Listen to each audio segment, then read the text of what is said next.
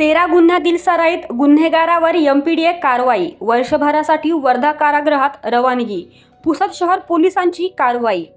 पुसद शहर पोलिसांनी सराईत गुन्हेगार सय्यद मुसव्विर सय्यद जमील वय 32 वर्ष राहणार डोंगरगाव तालुका महागाव याच्यावर महाराष्ट्र धोकादायक व्यक्ती प्रतिबंधक कायदा एमपीडीए अंतर्गत कारवाई करून त्याला 1 वर्षासाठी स्थानबद्ध केले आहे.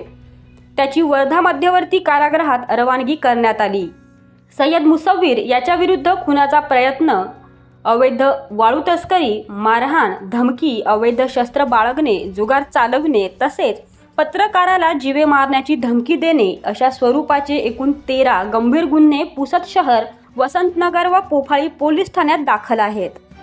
त्याच्या वाढत्या गुन्हेगारी कृत्यांमुळे सार्वजनिक शांतता व सुव्यवस्थेला धोका निर्माण झाल्याने त्याच्या विरुद्ध एमपीडीएचा प्रस्ताव सादर करण्यात आला होता. यवतमाळचे जिल्हाधिकारी तथा जिल्हा दंडाधिकारी यांनी 24 जून 2026 रोजी एमपीडीए कायद्याच्या कलम 3(1) अन्वये त्याला धोकादायक व्यक्ती घोषित करून 1 वर्षासाठी स्थानबद्धतेचे आदेश दिले. ही कारवाई जिल्हा पोलीस अधीक्षक कुमार चिंता, अप्पर पोलीस अधीक्षक अशोक थोरात, उपविभागीय पोलीस अधिकारी हनुमंत गायकवाड यांच्या मार्गदर्शनाखाली करण्यात आली.